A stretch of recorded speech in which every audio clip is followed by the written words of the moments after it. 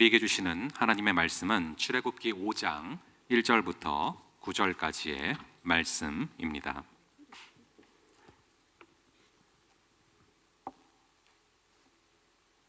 출애굽기 5장 1절부터 9절까지의 말씀을 저와 여러분들 함께 교독하도록 하겠습니다.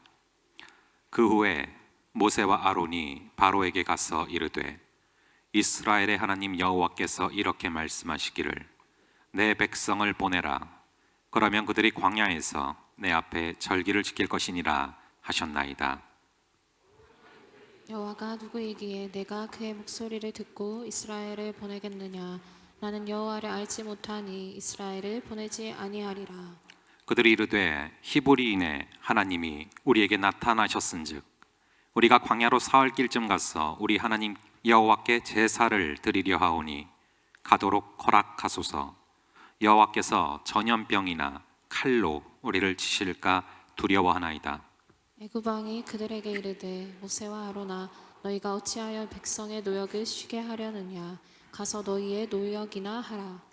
바로가 또 이르되 이제 이 땅에 백성이 많아졌거늘 너희가 그들로 노역을 쉬게 하는도다 하고 바로가 그날의 박사생 감독들과 기록원들에게 명령하여 이르되 너희는 백성에게 다시는 벽돌에 쓸 집을 전과 같이 주지 말고 그들이 가서 스스로 집을 줍게 하라. 또 그들이 전에 만든 벽돌 수요대로 그들에게 만들게 하고 감하지 말라. 그들이 게으름으로 소리질러 이르기를 우리가 가서 우리 하나님께 제사를 드리자 하나니 다 함께 그 사람들의 노동을 무겁게 함으로 수고롭게 하여 그들로 거짓말을 듣지 않게 하라. 아멘. 잠시 기도하겠습니다. 성령 하나님, 이미 이곳에 충만히 임재하여 계신 줄을 믿습니다. 그 성령의 음성에 민감하게 반응하시고 성령의 만지심과 통치하심에 민감하게 반응하여 주시옵소서. 우리 가운데 예배와 일상의 거리감 가운데 절망 가운데 빠져 있는 영혼들이 있다면 주여 이 시간 소망이신 주님께로 나아가는 귀한 역사를 허락하여 주시옵소서. 주님께서 단 한 영혼도 빠짐없이 붙들어 주사 온전한 말씀의 통치를 받게 하여 주실 줄을 믿사오며 이 모든 말씀 우리 주 예수 그리스도의 이름으로 기도합니다. 아멘. 오늘 우리가 읽은 본문은 이 출애굽기 5장인데요. 이 직전 4장까지는요 분위기가 굉장히 좋습니다. 모세가 하나님을 만나게 됐고요. 그리고 여러 가지 기적들을 행하게 되고요.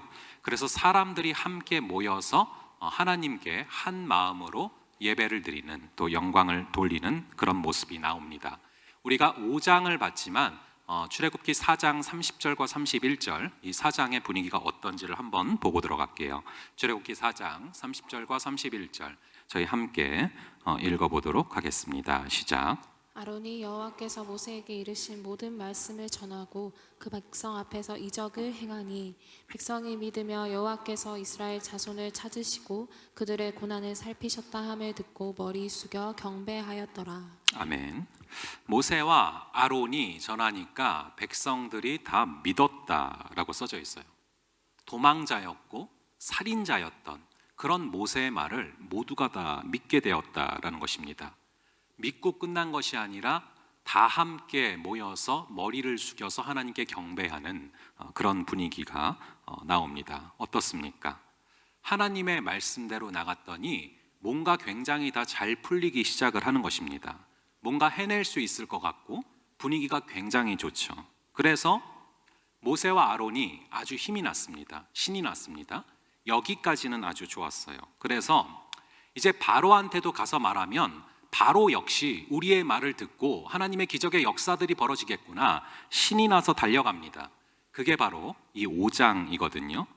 그런데 5장에 들어가면서 좋았던 분위기가 완전히 거꾸로 되고 뒤집어지는 모습을 보게 됩니다.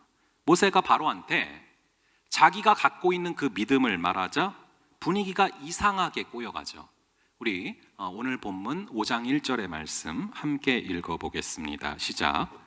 그 후에 모세와 아론이 바로에게 가서 이르되 이스라엘의 하나님 여호와께서 이렇게 말씀하시기를 내 백성을 보내라. 그러면 그들이 광야에서 내 앞에 절기를 지킬 것이니라 하셨나이다. 여기서 광야에서 절기를 지킨다라는 게 뭐냐 하면은 바로 예배를 드린다라는 것입니다. 처음부터 우리 주님께서는 출애굽을 명하시면서 왜 출애굽을 시키려고 하느냐, 그 이유는 바로 내 백성을 예배하는 백성을 만들기 위해서다, 예배하도록 만들기 위해서 출애굽을 시킬 것이다 라고 미리 말씀을 하셨거든요. 그래서 그것을 전한 것입니다. 그런데 그것을 전했을 때 그에 대한 바로의 반응이 어떻습니까? 우리 출애굽기 5장 2절의 말씀 함께 읽어보겠습니다. 시작. 바로가 이르되 여호와가 누구이기에 내가 그의 목소리를 듣고 이스라엘을 보내겠느냐? 나는 여호와를 알지 못하니 이스라엘을 보내지 아니하리라. 내가 너희를 왜 보내냐? 이런 반응이 나오는 거예요. 그 이유는 가운데 보시면은 여호와를 알지 못하니, 즉 여호와가 누군지를 알지를 못하니까 모세의 말이 들어오지를 않는 거죠. 자, 그렇게 4장까지만 해도 굉장히 좋았던 분위기가 5장에 들어가면서 완전히 꼬이기 시작을 합니다. 모세가 바로한테 자기가 갖고 있는 그 믿음을 말하자 분위기가 이상하게 꼬여가는 것이죠. 우리도 사실 이와 비슷한 것들을 경험하게 될 때가 굉장히 많습니다. 예배를 드릴 때는 감격이 있고 그 말씀 붙들고 한 주간 살아가면은 승리할 것 같은 그런 느낌이 이렇게 주일날 들어요. 그런데 막상 그 말씀 붙들고 세상으로 나가면 월요일부터 어떻게 됩니까? 꼬이고 막히고 심지어 하나님의 이름을 언급하기조차 힘든 그런 이상한 문화 가운데 우리는 무력함을 느끼죠. 그래서 우리는 종종 넘어집니다. 그런데 이런 현상들이 이상한 것이 아니라 이미 성경에 다 기록되어 있다는 것이죠. 사단은 이런 상황 가운데 우리가 쓰러지기를 원하고 있습니다. 그것도 아주 간절하게 원하고 있습니다. 이거를 인식하고 우리가 삶 속으로 들어가야 되는 것이죠. 이 모세는 4장에서 믿음을 가지고 나아가면 모든 게 다 잘 될 줄만 알았어요. 그런데 5장에 가보니까 결론이 그게 아닌 거예요. 4장에서 수많은 응답을 체험받고 은혜를 받은 모세는 신이 나서 말한 거예요. 저는 하나님이 부르신 사람입니다. 그러니까 이제는 저희 백성 좀 내보내주시죠. 이렇게 말하면 다 잘 될 줄 알았는데 바로가 어떻게 반응을 했다고요? 다시 한 번만 우리 5장 2절을 한번 읽어보겠습니다. 시작. 바로가 이르되 여호와가 누구이기에 내가 그의 목소리를 듣고 이스라엘을 보내겠느냐? 나는 여호와를 알지 못하니 이스라엘을 보내지 아니하리라. 여호와가 누구냐? 내가 너희를 왜 내보내야 돼? 이런 반응이 나오는 거예요. 이게 우리의 삶과 너무나 패턴이 비슷하다는 생각을 하게 됐어요. 믿음으로 선포하면서 세상으로 나가는데 정작 세상은 하나님 자체를 믿지를 않습니다. 우리가 믿음으로 나가면 so what? 그래서 뭐 어쩌라고? 그래서 뭐 어쩌자고? 이게 바로 세상의 반응입니다. 바로가 이런 의외의 반응을 보이자 모세는 당황했겠죠. 그래서 다시금 바로에게 이렇게 말을 합니다. 출애굽기 5장 3절의 말씀 한번 같이 보겠습니다. 시작. 그들이 이르되 히브리인의 하나님이 우리에게 나타나셨은즉 우리가 광야로 사흘 때쯤 가서 우리 하나님 여호와께 제사를 드리려 하노니 가도록 허락하소서. 여호와께서 전염병이나 칼로 우리를 치실까 두려워하나이다. 다시 한번 말하지만 우리 말대로 안 하면 큰일 날지 모릅니다 라고 바로한테 말을 하는 것이죠. 이렇게 자세하게 말을 하면은 세상에서도 통할 줄로 알았는데 결과는 어떻습니까? 모세는 딱 한 절 말했는데 바로는 4절부터 9절까지 구구절절 자세하게 나는 하나님 모른다. 너 도대체 뭐냐? 내가 왜 내보내줘야 돼? 이런 반응이 나오고 있는 것이죠. 4절부터 9절까지를 한마디로 딱 요약하면은 so what? 그래서 뭐 어쩌라고? 이렇게 요약을 할 수가 있겠죠. 모세는 믿음을 갖고 나가면 고속도로를 탄 것처럼 쫙 달려 나갈 줄 알았어요. 그런데 오히려 더 어려워지죠. 전에는 지푸라기라도 주면서 벽돌을 만들려고 했는데 이제는 지푸라기도 주지 않고 니네가 알아서 지푸라기까지 모아서 만들어 라는 그런 얘기를 합니다. 여러분, 이 모래로 벽돌을 만들기가 힘이 들잖아요. 그래서 지푸라기가 있어야만 이걸 만들 수 있는데 이전에는 지푸라기는 준비해서 줬었는데 이제 그것까지 안 준다라는 것입니다. 그게 바로 7절과 8절에 나옵니다. 우리 7절과 8절 말씀 한번 함께 읽어보겠습니다. 시작. 너희는 백성에게 다시는 벽돌에 쓸 짚을 전과 같이 주지 말고 그들이 가서 스스로 짚을 줍게 하라. 또 그들이 전에 만든 벽돌 수요대로 그들에게 만들게 하고 감하지 말라. 그들이 게으름으로 소리질러 이르기를 우리가 가서 우리 하나님께 제사를 드리자 하나니. 우리가 예배를 드리려고 할 때 세상은 뭐라고 말을 합니까? 게을러서 저러는 거다. 이 게으름이라는 단어가 나오잖아요. 게을러서 시간 낭비하는 거다. 그럴 시간 있으면은 일이나 더 열심히 해라. 이렇게 나오는 거죠. 이게 바로 세상의 굉장히 강력한 로직입니다. 하나님은 말씀하십니다. 다음 세대들로 하여금 예배 드리도록 하라 라고 말씀하시죠. 그러나 세상은 뭐라고 말합니까? 네 공부나 먼저 해라. 네 미래나 먼저 책임져라.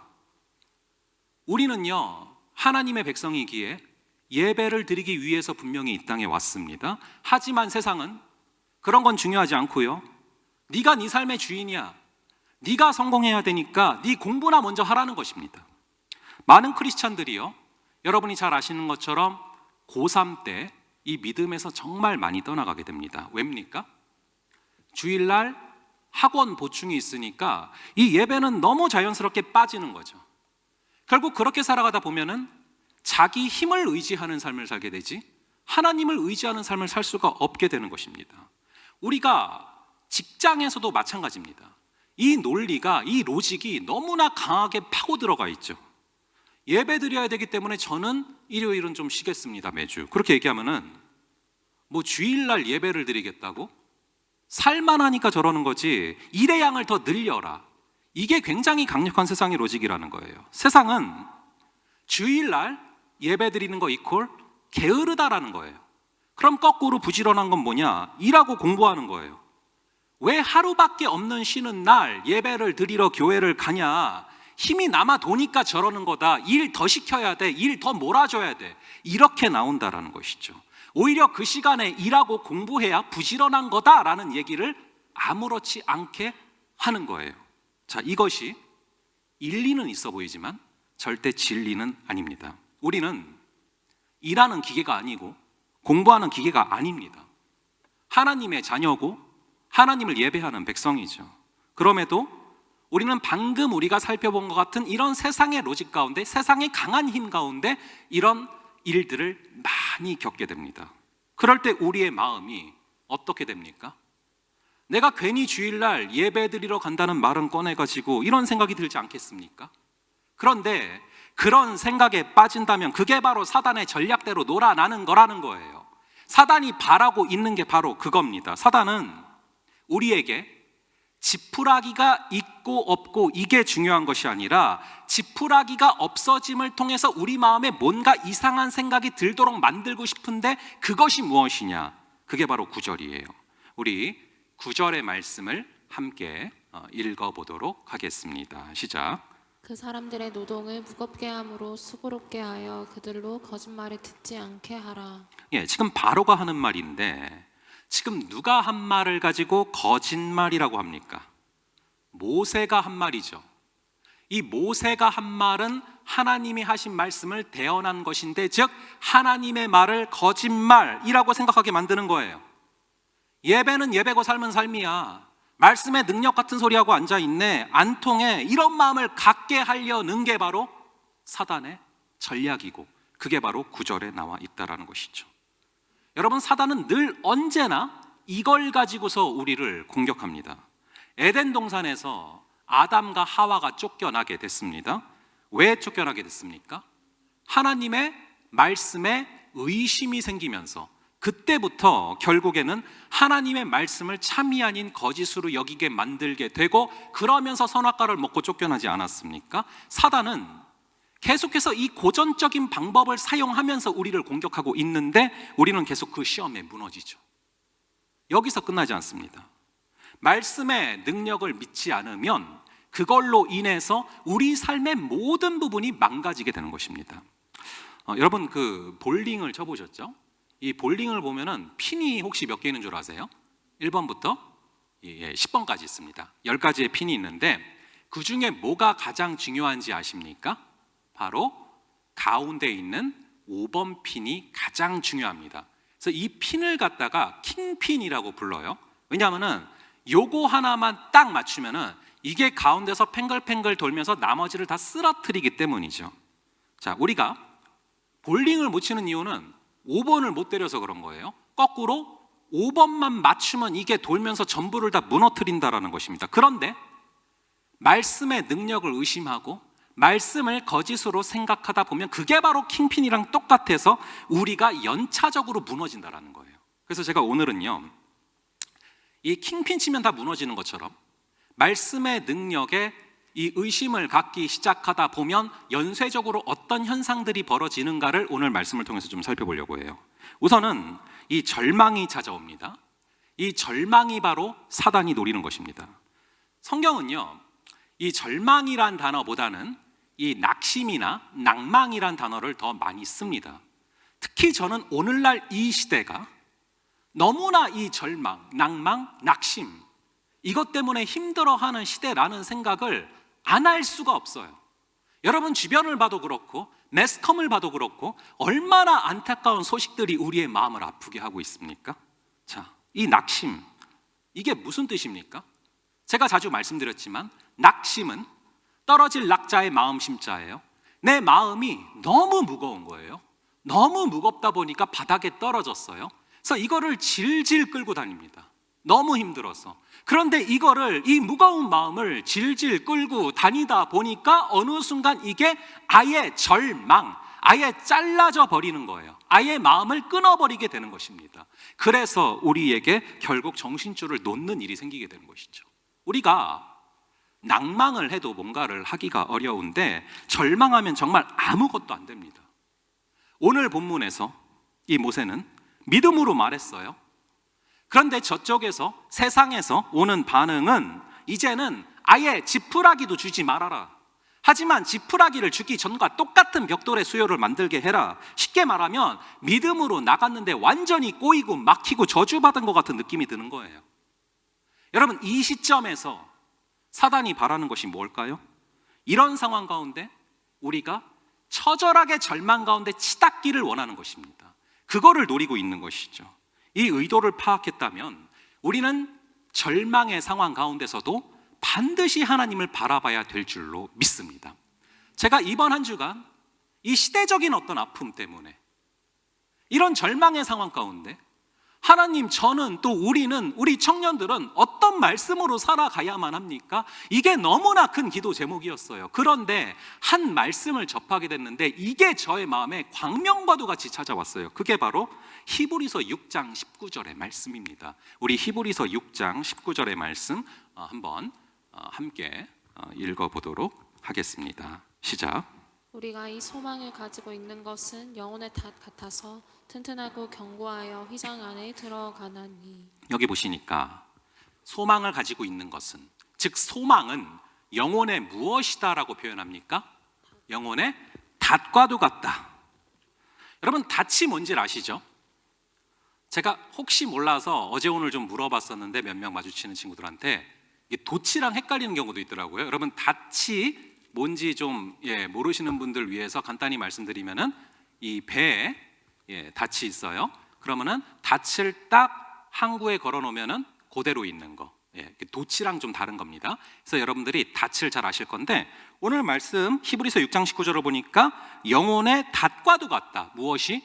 소망이 바로 영혼의 닷과도 같다라고 말씀하십니다. 즉 아무리 큰 폭풍우가 몰아쳐도, 우리 지난번 같은 그 마이신 같은 큰 폭풍우가 몰아쳐도 이 닷만 배가 항구에 내리고 있으면은 안전하게 그 항구에 거할 수가 있어요. 그대로 정착해 있죠. 하지만 이 배에 닷이 없으면, 그리고 닷을 항구에 내리고 있지 않으면 아무리 요즘같이 좋은 날씨라도 그 배는 점점 멀어져서 저 멀리 뒤안길로 사라지게 됩니다. 지금 그걸 얘기하는 거예요.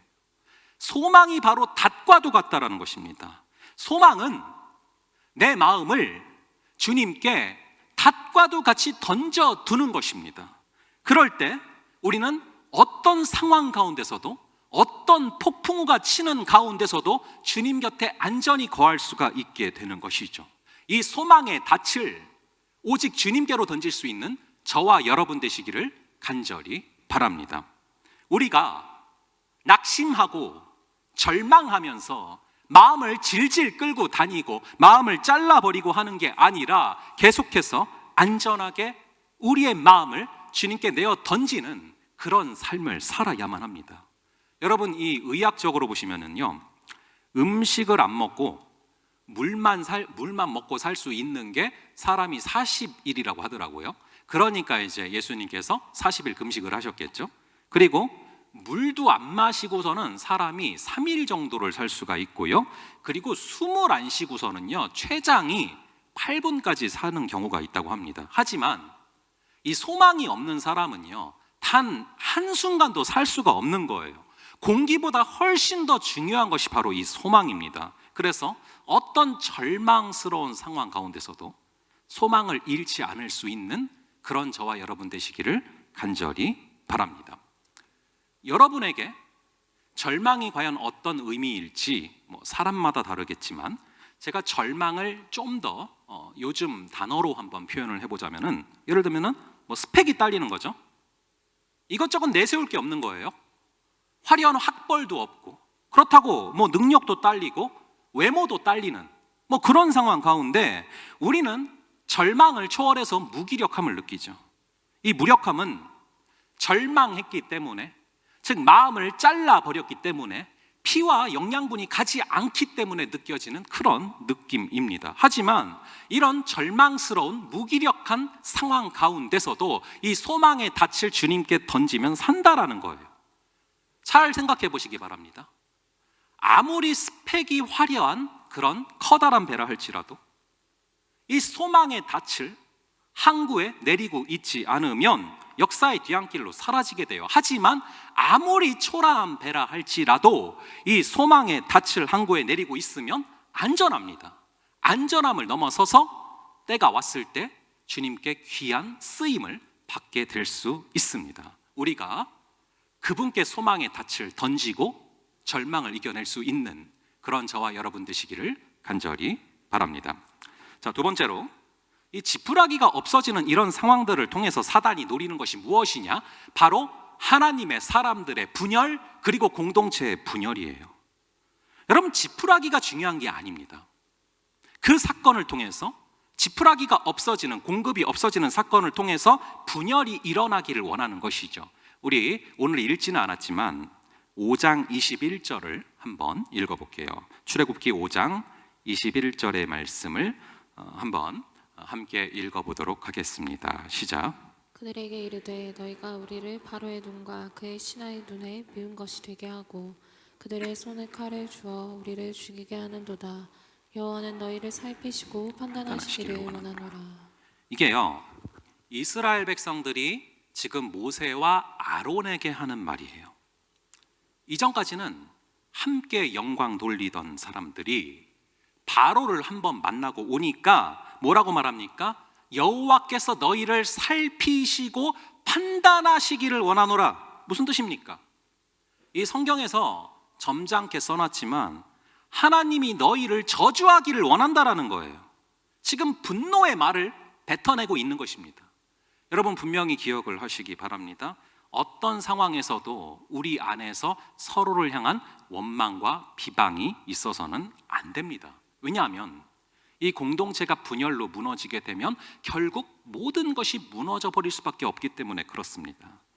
제가 제자반이나 소그룹 모임할 때 항상 강조하는 것 중에 하나가 이 doing보다 중요한 것이 being이고, 그리고 우리가 소유보다 중요한 것이 존재이고, 뭔가 어떤 일을 화려하게 하는 것보다 중요한 것은 그 사람의 어떠함이다 라는 말을 참 많이 합니다.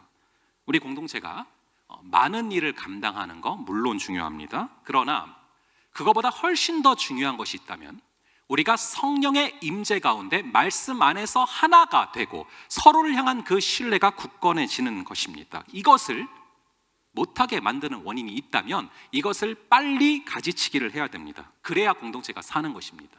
예를 들어서 우리 청년부가 전국의 모든 청년부들이 부러워할 만한 위대한 업적을 이루어냈다. 그런데 그 일을 이루고 나서 다 피 흘리고 쓰러져 있고 널브러져 있다면 하나님 앞에서 참 부끄럽고 아무 의미가 없을 수도 있다라는 것입니다. 그래서 위대한 일을 이루는 것보다 훨씬 더 중요한 것은 우리가 하나를 이루고 서로를 향한 신뢰를 굳건하게 하는 것인 줄로 믿습니다.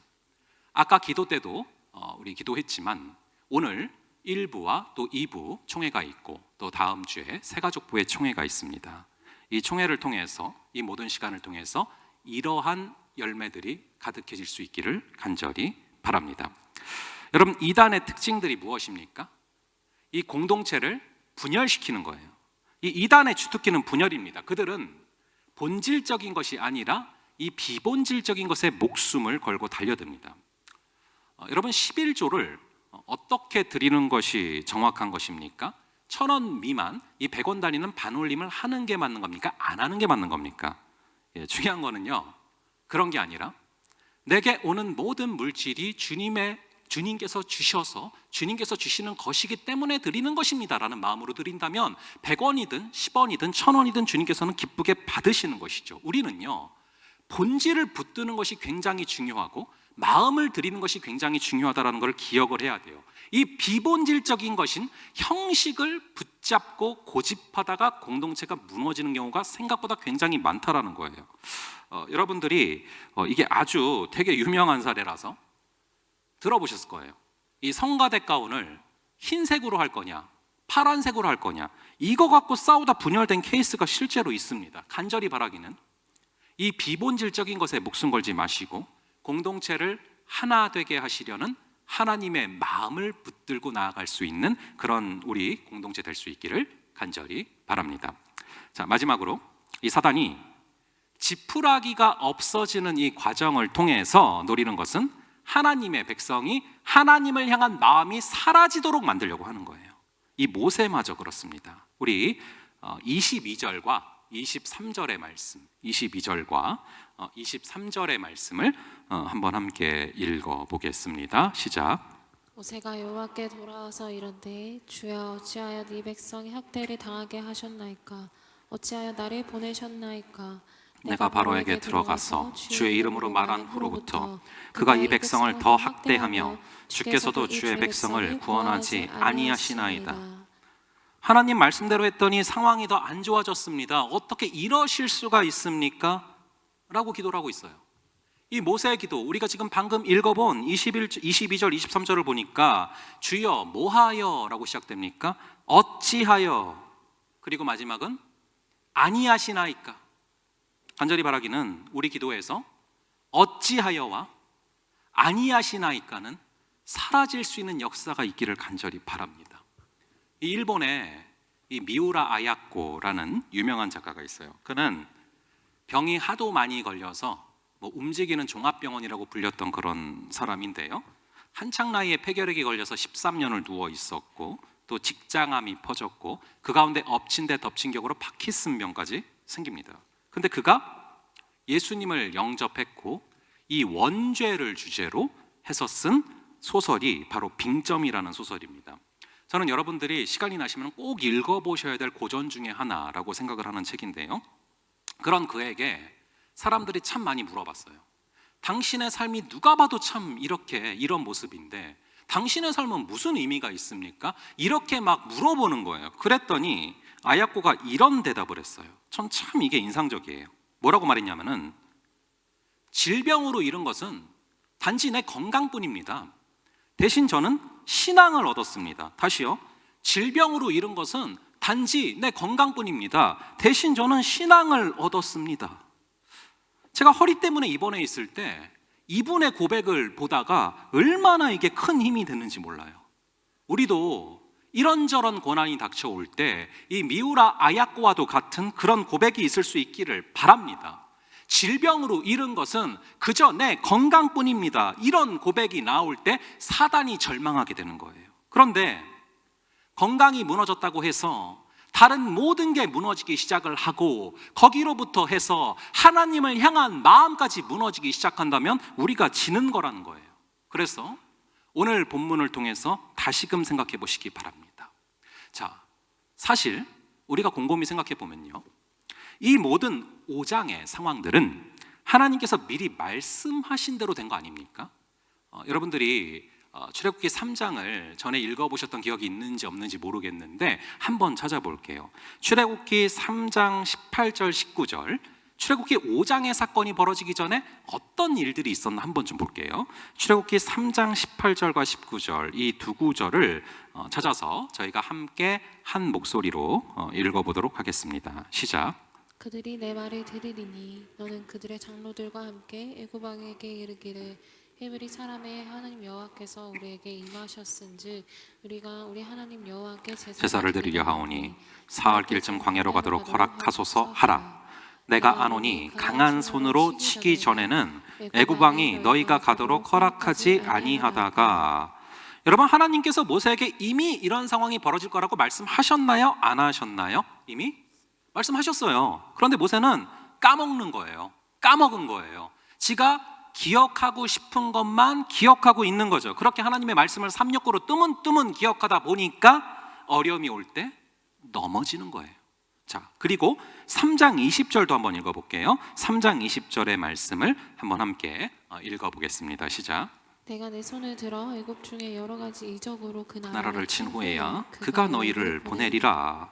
하나님께서 애굽을 직접 치신 후에야 너희가 나갈 수 있다라고 이미 말씀하셨어요. 근데 모세는 그걸 까먹고 있다가 어찌하여 나에게 이러하시나이까 라고 지금 불평하는 거죠. 이미 하나님은 말씀하셨어요. 믿음으로 나가지만 믿음으로 나감에도 상황은 더 어려워질 것이다. 나의 강한 손으로 직접 치기 전까지는 너희를 내보내 주지 않을 것이다. 미리 말씀을 하셨다는 것이죠. 그런데 이런 상황이 벌어지게 된, 이렇게 우여곡절을 겪게 하시는 하나님의 분명한 뜻이 있고 하나님의 분명한 의도가 있어요. 그것은 바로 내 백성의 자존심을 내가 세워주겠다는 것입니다. 그게 바로 3장 21절에 나와요. 우리 3장 21절의 말씀도 한번 함께 읽어보겠습니다. 시작. 내가 애굽 사람으로 이 백성에게 은혜를 입히게 할지라 너희가 나갈 때 빈손으로 가지 아니하리니. 모세가 처음 내보내주세요 얘기했을 때 바로가 한 번에 그래 나가 그러면은 후다닥 도망치듯 나갈 수 있었겠죠. 하지만 그러면 바로가 인심 써서 나가는 듯한 그런 모습이 됩니다. 하나님은 그걸 원치 않으시는 거예요. 마치 떨이 처분받듯 당신의 백성이 그런 대접 받으며 나가기를 원치 않으세요. 그거보다는 바로가 제발 나가달라고, 우리가 정말 다 줄게. 그래서 뒤에 구절 보면 그런 게 나오거든요. 뭘 주는지. 우리가 정말 다 줄게. 제발 좀 나가달라고. 이러한 대접을 받으며 나가기를 원하셔서 주님은 이러한 상황들을 허락하고 준비하시는 겁니다. 그렇습니다. 우리도 우리가 알지 못하는 하나님의 깊은 뜻이 있기 때문에 그분이 하신 약속이 분명히 있는데 이것이 때로는 더디 이루어지는 것처럼 느껴지는 순간들이 있습니다. 하지만 분명히 하나님의 말씀은 그분의 때에 이루어지는 것임을 믿으시기 바랍니다. 그리고 거기에는 하나님의 우리가 계산하지 못하는 너무나 놀라운 계획과 뜻이 숨겨져 있다라는 것이죠. 그렇게 완벽한 하나님의 말씀이 우리를 날마다 지원해 주는 가운데 우리는 일상으로 선교사처럼 나가는 것입니다. 우리가 살아가면서 지푸라기가 있고 없고는 중요한 게 아닙니다. 그것은 현상이에요. 그런데 지푸라기가 없어짐을 통해서 사단이 원하는 대로 굴러가는 게 문제라는 것을 말씀드렸습니다. 세 가지를 좀 정리를 할게요. 우리가 예배와 그리고 우리의 일상이 거리감이 느껴지는 그 순간을 통해서 사단이 원하는 것이 무엇이었습니까? 우리가 절망에 빠지게 되는 것. 그리고 두 번째가 뭐였습니까? 바로 하나 되지 못하게 하는 것. 그리고 세 번째가 하나님을 향한 마음이 식도록 하는 것. 이 명확한 괴계가 있다는 것을 잊지 마시고 절망 가운데 빠지지 마시고 우리의 마음을 주님께 던지며 소망이 영혼에 닫힌 것을 기억하시며 나아갈 수 있는 그런 저와 여러분 되시기를 간절히 바랍니다.